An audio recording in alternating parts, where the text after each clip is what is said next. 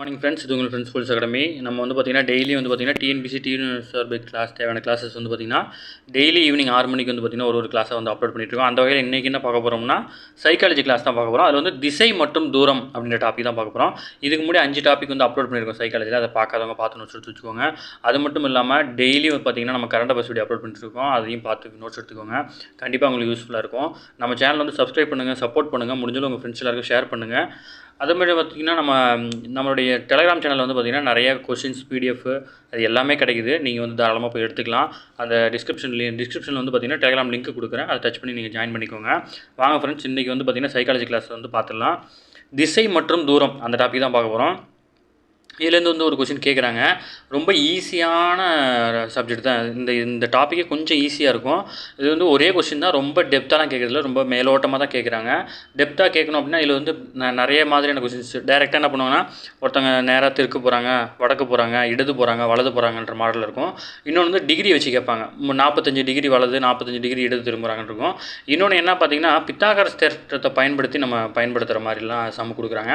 இன்னொன்று வந்து பார்த்திங்கன்னா, இந்த சூரியனை வச்சு பார்த்திங்கன்னா காலையில் சாயங்காலம் அதனுடைய வெயில் எந்த பக்கம் விழுது, நிழல் எந்த பக்கம் விழுது, இந்த மாதிரியான கொஷின்ஸும் கேட்குறாங்க. சரிங்களா? நம்ம எல்லாத்தையும் ஒரு மாடலில் ஒரு சம் பார்க்க போகிறோம். அதை வந்து நீங்கள் ப்ராக்டிஸ் பண்ணி பாருங்கள். உங்களுக்கு எதாவது டவுட் இருந்துச்சு அப்படின்னா கமெண்ட் செக்ஷனில் கமெண்ட் பண்ணுங்கள். கண்டிப்பாக நம்ம சால்வ் பண்ணி உங்களுக்கு கண்டிப்பாக நம்ம ஆன்சர் பண்ணுவோம். ஃபஸ்ட்டு கொஷின் பார்த்துடலாம். ஃபஸ்ட்டு கொஷின் பார்த்திங்கன்னா, ஒரு மனிதன் தெற்கு நோக்கி 5 கிலோமீட்டர் நடந்து வலப்புறம் திரும்பி 3 கிலோமீட்டர் நடந்து பிறகு இடப்பக்கம் திரும்பி 5 கிலோமீட்டர் நடக்கிறான். அவன் எந்த திசையை நோக்கி கொண்டு இருக்கிறான் அப்படின்னு கேட்குறாங்க. இந்த சம் வந்து பார்த்திங்கன்னா முதல்ல வந்து எடுத்தோடனே சம்மில் வந்து இந்த திசைகள்லாம் உங்களுக்கு தெரியணும். ஓகேங்களா? இது வடக்கு, தெற்கு, கிழக்கு, மேற்கு, இது முக்கியம். ஓகேவா? இப்போ நீங்கள் வந்து இந்த பேப்பரை பார்த்துக்கிட்டு இருக்கும்போது உங்களுக்கு வலது கை எதுவோ அதுதான் வலது. ஓகேங்களா? இது இடது, இது முக்கியம். இது மட்டும் தெரிஞ்சால் போதும், இந்த சம் வந்து ஈஸியாக சால்வ் பண்ணிடலாம். இப்போ இதில் இருக்கிற மாதிரி வந்து நம்ம போட்டு பார்த்துடலாம். சரிங்களா? ஒரு மனிதன் தெற்கு நோக்கி 5 கிலோமீட்டர் நடக்கிறாரா? அப்போ இது ஒரு புள்ளின்னு வச்சுக்கோங்க. இது ஒரு புள்ளி. தெற்கு நோக்கி 5 கிலோமீட்டர் நடக்கிறார். 5 கிலோமீட்டர் தெற்கு நோக்கி நடக்கிறார். ஓகேங்களா? நம்ம கணக்குப்படி வந்து பார்த்திங்கன்னா தெற்கு, வடக்கு, கிழக்கு, மேற்கு. ஓகேங்களா? இதில் வந்து தெற்கு நோக்கி நடக்கிறார். 5 கிலோமீட்டர் நடந்துட்டார். அடுத்து என்ன சொல்கிறாரு? வலப்புறம் திரும்பி 3 கிலோமீட்டர் நடந்து. இப்போ வந்து வலதுபுறம் திரும்பணும். இப்போ நமக்கு வலதுபுறம் அப்படின்னா இங்கேருந்து வரும்போது பார்த்திங்கன்னா இதுதான் வலதுபுறம். ஓகேங்களா? அப்போ வலப்புறமாக எவ்வளோ திரும்புகிறாரு? 3 கிலோமீட்டர் திரும்புகிறார். ஓகேவா? அடுத்தது வலப்புறம் வந்து 3 கிலோமீட்டர் திரும்பி நடந்து பிறகு இடப்பக்கம் திரும்பி 5 கிலோமீட்டர் நடக்கிறார். இப்போ இப்படி நடந்துட்டு வரும்போது அவருக்கு இடப்பக்கம் எதுன்னு பார்த்தீங்கன்னா கீழே. ஓகேங்களா? இங்கேருந்து இப்படி வராரு, அடுத்து இந்த பக்கம் திரும்புகிறாரு, அடுத்து இந்த பக்கம் திரும்புகிறார், 5 கிலோமீட்டர் நடந்து வரார். ஓகேங்களா? இப்போ இந்த இடத்த வந்து அடைகிறார். இப்போ என்ன கேட்குறாங்கன்னா, அவர் எந்த திசையை நோக்கி கொண்டு இருக்கிறார் அப்படின்னு கேட்குறாங்க. அப்போ எந்த திசையை நோக்கிட்டு இருப்பார்? தெற்கு திசையை தான் நோக்கிட்டு இருக்கிறார். புரியுதா?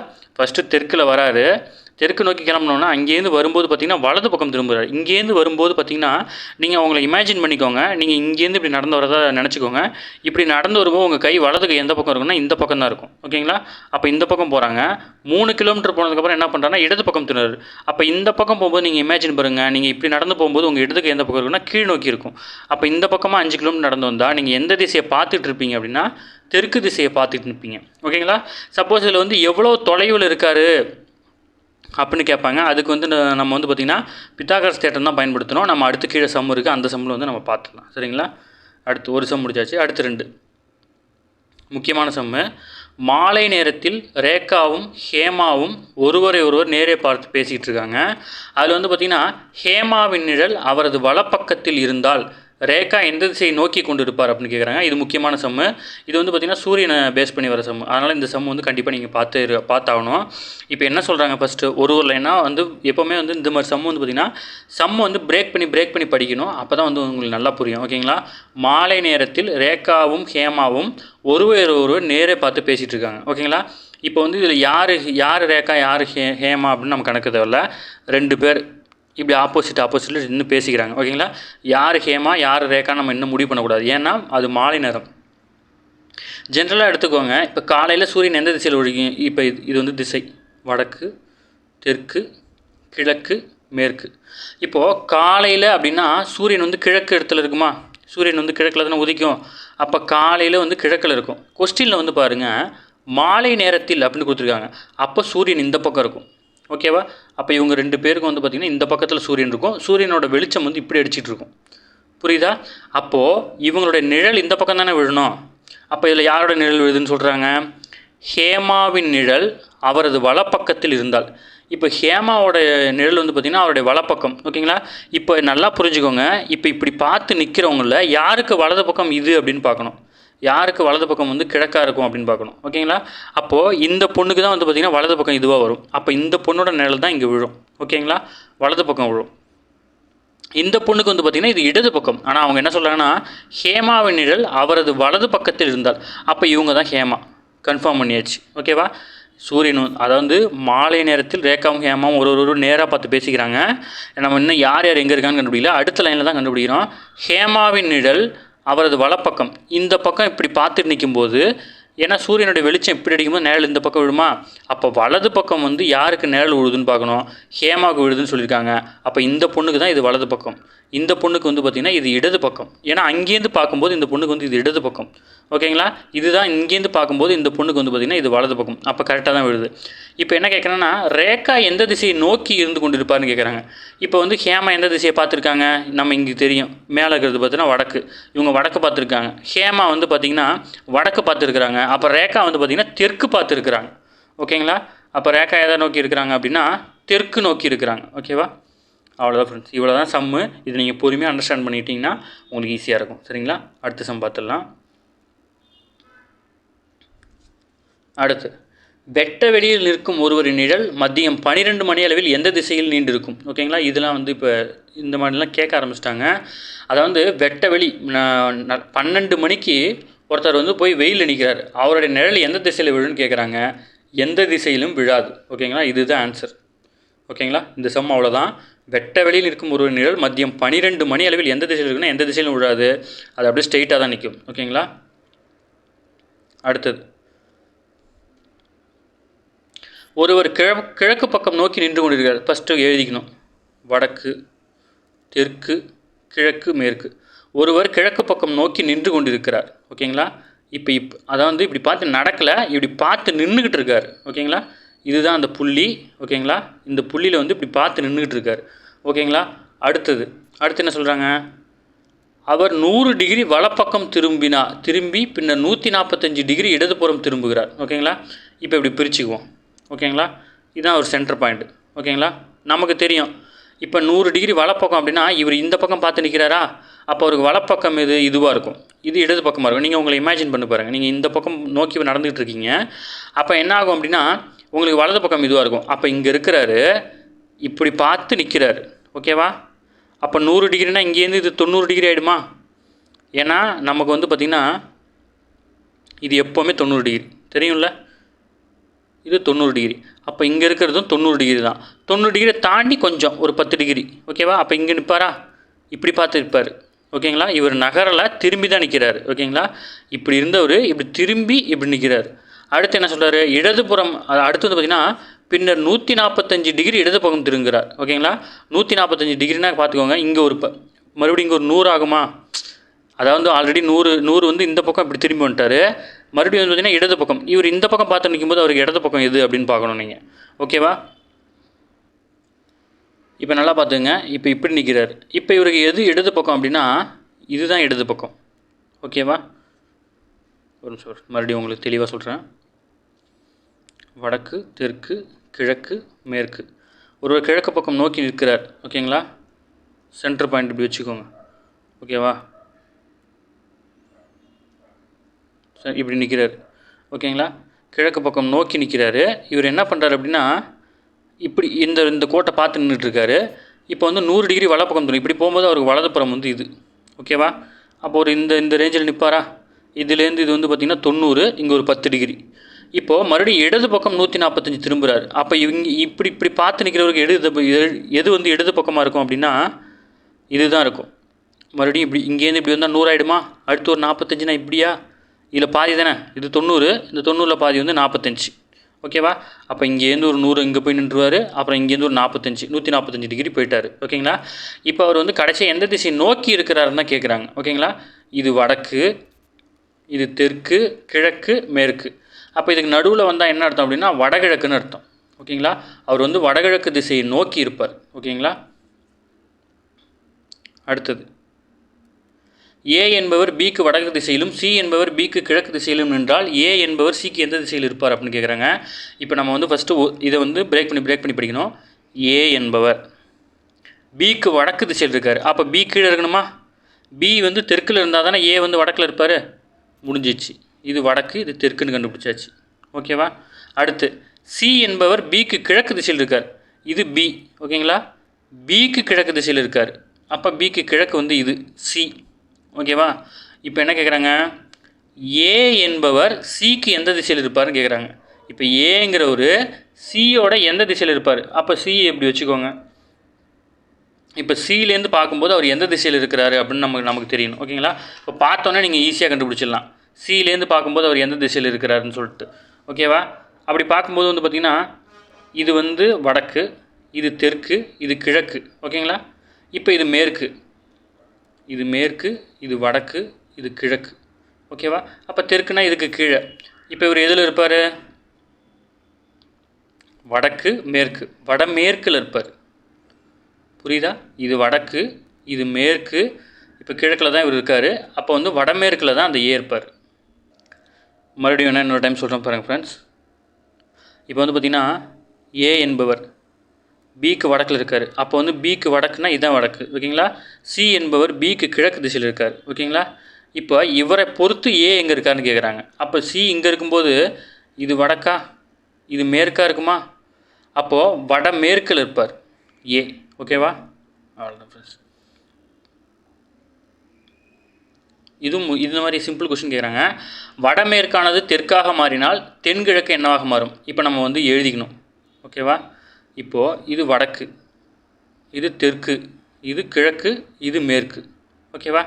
அப்போ இது வந்து பார்த்திங்கன்னா வடகிழக்கு, இது வந்து பார்த்திங்கன்னா தென்கிழக்கு, இது வந்து பார்த்திங்கன்னா தென்மேற்கு, இது வந்து பார்த்திங்கன்னா வடமேற்கு. ஓகேவா. இப்போ அடுத்தது இப்போ என்ன சொல்கிறாங்க, வடமேற்கானது தெற்காக மாறினால். ஓகேவா.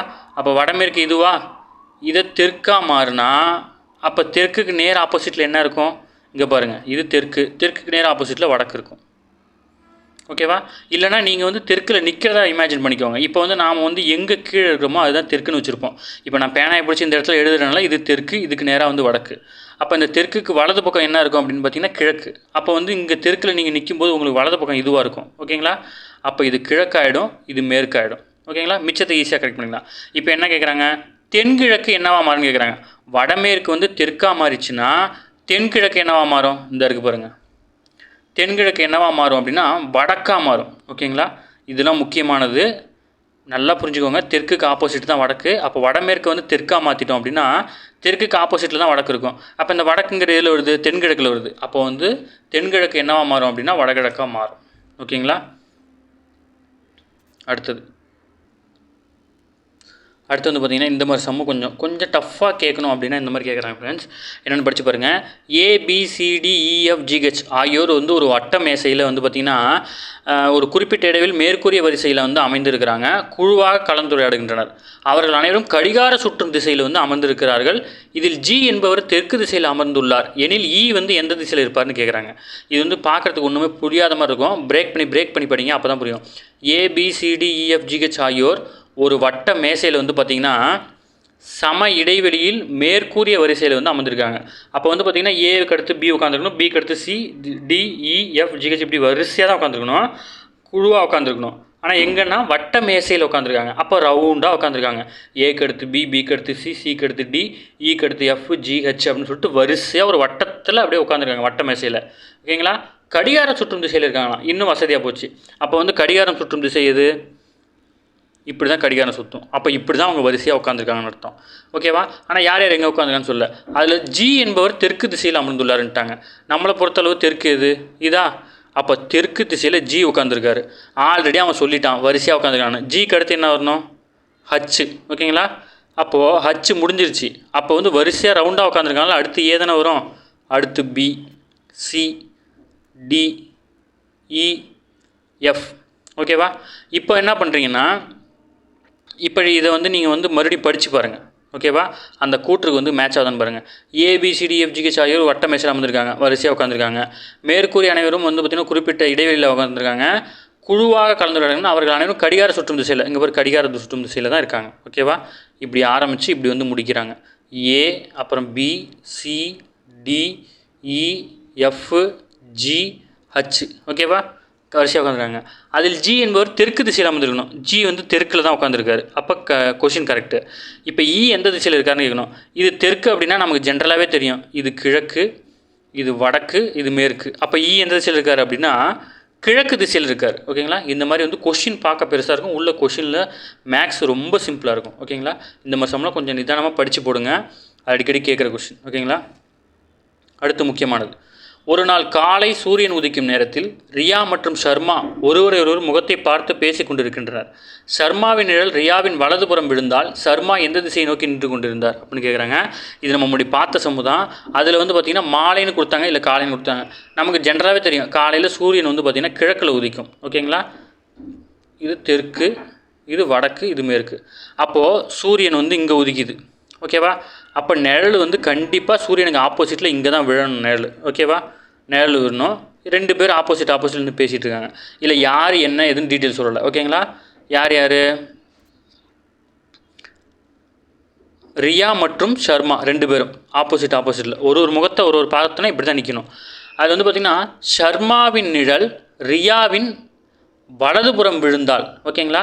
இப்போது இப்படி ஒருத்தர் நிற்கிறாரு, இப்படி ஒருத்தர் நிற்கிறாரு. நிழல் வந்து இந்த பக்கம் தான் விழணும். அப்போ இது வந்து யாருக்கு வலதாக இருக்குன்னு பார்க்கணும். ஓகேங்களா? இப்போ இப்படி நிற்கிறவருக்கு வலது எதுன்னு பார்த்தீங்கன்னா இது இடது. அப்போ ஆப்போசிட்டில் நிற்கிறவனுக்கு தான் இது வலது, இது இடது. ஓகேங்களா? அப்போ நிழல் இங்கே உருது. இது யார்? ஷர்மாவின் நிழல் ரியாவின் வலதுபுறம். அப்போது ஷர்மா வந்து இவருடைய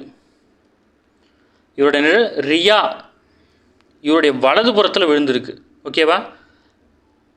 எனில் ஷர்மா வந்து எந்த திசையை நோக்கி நின்றுருப்பார் பாருங்கள். ஷர்மா வந்து வடக்கு நோக்கி நின்றுருப்பார். புரியுதா? இப்போ வந்து பார்த்திங்கன்னா ஜென்ரலாகவே நம்ம ஒரு நாள் காலையில் வந்து சூரியன் உதிக்குது. சூரியன் வந்து கிழக்கில் உதிக்கும். அப்போ வந்து நிழல் வந்து மேற்கில் விழணும். ஓகேவா? ஒருத்தரை பார்த்து ரெண்டு பேர் நிற்கிறாங்க. ஓகேங்களா? அது யாருன்னு பேர் கூட நம்ம சொல்லித்தோம். அடுத்து ஷர்மாவின் நிழல் ரியாவின் வலதுபுறம் இருந்தது. அப்போ வந்து பார்த்திங்கன்னா நிழல்னாலே மேற்கு பக்கம் தான் விழணும். இந்த மேற்கு பக்கம் யாருக்கு வலதாக இருக்குன்னு பார்க்கணும். இவருக்கு வந்து பார்த்திங்கன்னா இதுதான் வலது, இது இடது. அப்போ இவருக்கு தான் வந்து பார்த்திங்கன்னா இது வலது இடது. ஓகேங்களா? அப்போ நிழல் வந்து இங்கே தான் விழும். இது யாருக்கு வலதாக இருக்குது அப்படின்னா இவருக்கு. அப்போ இவர் யார்? ஷர்மாவின் நிழல் ரியாவின் வலது பக்கம். அப்போது இதுதான் ரியாவோட வலது பக்கம் தான் இது. அப்போ ஷர்மாவோட நிழல் வந்து இங்கே விழுது. அப்போ இவர் ஷர்மா, இவர் ரியா. ஓகேங்களா? இவர் ஷர்மா, இவங்க வந்து ரியா. அடுத்து என்ன சொல்கிறாங்க? ஷர்மா வந்து எந்த திசையை பார்த்துருப்பாங்க. இவர் தான் ஷர்மான்னு தெரிஞ்சு போச்சு. ஷர்மா எந்த திசையை பார்த்து நிற்கிறார் அப்படின்னா வடக்கு திசை. ஓகேங்களா?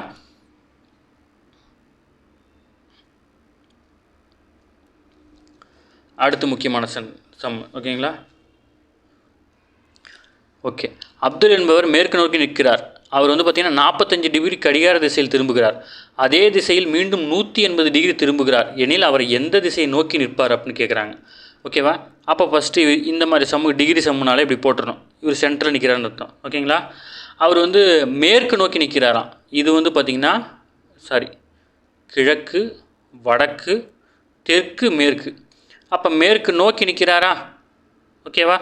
இப்போ 45 டிகிரி கடிகார திசையில் திரும்புவார். கடிகாரம் வந்து பார்த்திங்கன்னா இந்த திசையில் தான் திரும்பும். ஓகேங்களா? கடிகாரம் இப்படி ரொட்டேட் ஆகும். அப்போ 45 டிகிரினா இப்படி வந்து நடுவில் நிற்பாரா? ஏன்னா இது ஃபுல்லாமே வந்து பார்த்திங்கன்னா 90 டிகிரி. அப்போ 45 நடுவில் வந்து நிற்பார். அடுத்து என்ன சொல்கிறாங்க? அதே திசையில் மீண்டும் 180 டிகிரி திரும்புகிறார். அப்போ நல்லா புரிஞ்சுக்கோங்க. இப்போ நிற்கிறாரா? அப்போ இங்கேருந்து இது ஒரு 45. ஓகேங்களா? அடுத்து பார்த்திங்கன்னா இங்கேருந்து இது ஒரு 45. அப்போ பாருங்கள், இது வந்து 90 ஆகிடும். இந்த இடத்துக்கு வந்தால் 90 ஆகிடும். அதே மாதிரி இன்னொரு இடம் வந்தார்னா இங்கே 90 ஆகிடும். ஓகேவா? நான் மறுபடியும் சொல்கிறேன். இப்போ நிற்கிறாரு. இது வந்து பார்த்திங்கன்னா கிழக்கு, வடக்கு, தெற்கு, மேற்கு. இப்போ வந்து மேற்கு நோக்கி நிற்கிறார். ஓகேங்களா? மேற்கு நோக்கி நிற்கிறாரு.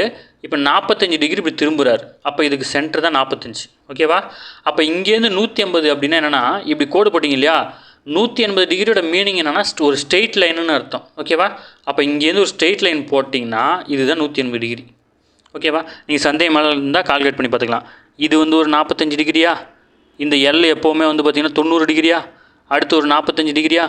இப்போ நல்லா பார்த்துக்கோங்க, 90, 45, 45, 180 டிகிரி. அப்போ வந்து இங்கே வந்து நின்றுப்பார். அவர் எந்த திசையை நோக்கி நிற்பார் அப்படின்னா தென்கிழக்கு. ரெண்டுக்கு நடுவில் தான் நிற்கிறாரு, தென்கிழக்கு. சப்போஸ் அவங்க வந்து பார்த்தீங்கன்னா 135 டிகிரின்னு கொடுத்துருந்தாங்கன்னா அவர் இங்கே நின்று இருந்திருப்பார். 180ன்னு கொடுத்தனால அவர் இன்னொரு 45 டிகிரி இங்கே வந்துட்டார். சரிங்களா? அடுத்து முக்கியமான சம்ம. ஆஷிகா என்பவர் வடக்கு நோக்கி 10 கிலோமீட்டர் நடக்கிறார். அவர் திரும்பி 6 கிலோமீட்டர் தெற்கு நோக்கி நடக்கிறார். அடுத்து 3 கிலோமீட்டர் கிழக்கு நோக்கி நடக்கிறார். எனில் அவர் புறப்பட்ட இடத்திலிருந்து எவ்வளவு தூரத்தில் எந்த திசையில் இருப்பார் அப்படின்னு கேட்குறாங்க. சிம்பிள் கொஷின் தான். இப்போ ஆஷிகான்னு ஒருத்தவங்க இருக்கிறாங்க. சரிங்களா? வடக்கு நோக்கி 10 கிலோமீட்டர் நடக்கிறாங்க. ஓகேங்களா? நமக்கு தெரியும் வடக்கு, கிழக்கு, தெற்கு, மேற்கு. இப்போ வடக்கு நோக்கி 10 கிலோமீட்டரா? 10 கிலோமீட்டர். ஓகேவா? இது வந்து ஸ்டார்டிங் புள்ளி ஞாபகம் வச்சுக்கோங்க. ஓகேவா? வடக்கு நோக்கி 10 கிலோமீட்டர் போயிட்டாங்க. திருப்பி என்ன சொல்கிறாங்க, அவர் வந்து பார்த்திங்கன்னா திரும்பி 6 கிலோமீட்டர் தெற்கு நோக்கி நடக்கிறார். இது வடக்கு போயிட்டார், திரும்பி தெற்கு நோக்கி பார்த்திங்கன்னா 6 கிலோமீட்டர் நடக்கிறார். திருப்பி ரிட்டன் வர்றாரு 6 கிலோமீட்டர். ஓகேங்களா? அப்போ 6 கிலோமீட்டரில் வந்து ஒரு இடத்துல நிற்கிறார். ஓகேவா? அடுத்து என்ன சொல்லியிருக்காங்க, அடுத்து 3 கிலோமீட்டர் கிழக்கு நோக்கி நடக்கிறார். அப்போ அங்கேருந்து இப்படி தெற்கு நோக்கி வராரு. மறுபடியும் பார்த்திங்கன்னா கிழக்கு நமக்கு இந்த திசைன்னு தெரியும். இங்கே எத்தனை கிலோமீட்டர் போகிறாருன்னா 3 கிலோமீட்டர் போகிறார். இங்கேருந்து ஒரு 6, மொத்தமாக இது வந்து பார்த்திங்கன்னா 10. ஓகேவா? இப்போ இதில் ஒரு சம்ம தெரிஞ்சுக்கோங்க. இது மொத்தமாக 10, 6 கிலோமீட்டர் ரிட்டன் வந்துட்டாரா? அப்போ இங்கே எவ்வளோ மீதி இருக்குன்னா 4. அப்போ 4ஐயும் 6ஐயும் கூட்டினா தான் இந்த இடத்துக்கு போகிறதுக்கு 10 ஆகும். புரியுதா? ஃபஸ்ட்டு 10 கிலோமீட்டர் போகிறாரு, ரிட்டன் 6 கிலோமீட்டர் வந்துட்டார். அப்புறம் இங்கே 3 கிலோமீட்டர் போகிறார். அப்போ இங்கே எவ்வளோ இருக்கும் அப்படின்னா மொத்தமாக 10, 6 கிலோமீட்டர் திரும்பி வந்தனால மீதி 4 கிலோமீட்டர். ஓகேவா? இப்போ இந்த மாதிரி சம்பளம் என்ன கேட்குறாங்கன்னா, எனில் அவர் புறப்பட்ட இடத்துலேருந்து எவ்வளோ, இப்போ இங்கேருந்து புறப்பட்டாரா? இங்கேருந்து புறப்பட்டார். இப்படி 4, இங்கே ஒரு 3, 4, 3, 7ன்னு எழுதக்கூடாது. ஓகேங்களா? இதுக்கு தான் அந்த பித்தாகரஸ் தேற்றத்தை வந்து பயன்படுத்தணும். ஓகேங்களா? பித்தாகரஸ் தேற்றம் வந்து நம்ம இதுக்கு தான் பயன்படுத்துகிறோம். முக்கியமானது பித்தாகரஸ் தேற்றம் ஜென்ரலாகவே தெரியும். இப்போ இதை வந்து நீங்கள் ஒரு முக்கோணமாக எடுத்துக்கோங்க. ஓகேவா? சி. ஓகேங்களா? ஏபிசின்னு எடுத்துக்கோங்களேன். இப்போ இதுக்கு என்ன மீனிங்னா AC squared equal to AB squared plus BC squared. ஓகேங்களா? இதுதான் பித்தாகரஸ் தேற்றத்தோட ஃபார்முலா. ஓகேங்களா? அந்த வகையில் பார்த்தீங்கன்னா இப்போ ஏசி தான் நமக்கு வேணும். அப்போ ஏசியை வச்சுக்கிட்டு ஸ்கொயர்டு எடுத்துட்டோம் அப்படின்னா இது இங்கே ரூட் ஆகிடும். அப்போ ஏபி என்னது 4. அப்போ 4 ஸ்கொயர்டு. அப்போ 4 ஸ்கொயர்ட் பண்ணால் 16 ப்ளஸ் அடுத்து 3 ஸ்கொயர்ட் பண்ணால் 9. 16 ஒரு 9 என்ன ஆன்சர் பார்த்தீங்கன்னா 25. ஓகேங்களா? ரூட் 25ன்னு வரும். AC = route 25. அப்போ இதுலேருந்து வெளியே எடுத்தோம்னா ஆன்சர் 5. ஓகேவா? அப்போ ஏசி வந்து பார்த்திங்கன்னா 5 கிலோமீட்டர். அவங்க 2 பேரும் பார்த்திங்கன்னா இந்த 2க்கு டிஸ்டன்ஸ் 5 கிலோமீட்டர். நீங்கள் வந்து இங்கேருந்து ஒரு 4, இங்கேருந்து ஒரு 4 கிலோமீட்டர் போனார், இங்கே ஒரு 3 கிலோமீட்டர் போனார். 4, 3, 7 கிலோமீட்டர்னு எழுதக்கூடாது. இந்த மாதிரி ஒரு முக்கோண ஷேப்பில் வந்துருச்சுனாலே அதுக்கு பித்தாகரஸ் தேற்றம் போட்டு தான் கண்டுபிடிக்கணும். சரிங்களா? நீங்கள் உங்கள் புக்கிலையோ இல்லை வேறு ஏதாவது கொஷின்லையோ இருக்கிற சம்மை வந்து சால்வ் பண்ணி பாருங்கள். ஈஸியாக இருக்கும். உங்களுக்கு ஏதாவது டவுட் சம் இருந்துச்சுன்னா நீங்கள் கமெண்ட் செக்ஷனில் கமெண்ட் பண்ணுங்கள். கண்டிப்பாக நம்ம சால்வ் பண்ணி அனுப்புவோம். சரிங்களா? இன்றைக்கி திசை மற்றும் தூரம் அப்படின்ற டாப்பிக்கில் வந்து பார்த்திங்கன்னா 10 சம் பார்த்துருக்கோம். 10மே இம்பார்ட்டன் தான். இதுதான் மாடல். இதை தாண்டி கேட்க வாய்ப்பே இல்லை. நீங்கள் இந்த மாடலை வந்து உங்களுக்கு புரியலனா கொஞ்சம் பாஸ் பண்ணி பாருங்கள். கண்டிப்பாக உங்களுக்கு புரியும். ஈஸியான சம் தான். ஏதாவது டவுட் இருந்துச்சு அப்படின்னா கன்ஃபார்மாக வந்து பார்த்திங்கன்னா நீங்கள் கமெண்ட் செக்ஷனில் கமெண்ட் பண்ணுங்கள். கண்டிப்பாக நம்ம சால்வ் பண்ணி சொல்லிடலாம். சரிங்களா friends? Okay friends, thank you friends. நம்ம சேனலை சப்ஸ்கிரைப் பண்ணுங்கள், சப்போர்ட் பண்ணுங்கள். முடிஞ்சாலும் உங்கள் ஃப்ரெண்ட்ஸ் எல்லாருக்கும் ஷேர் பண்ணுங்கள். Thank you friends.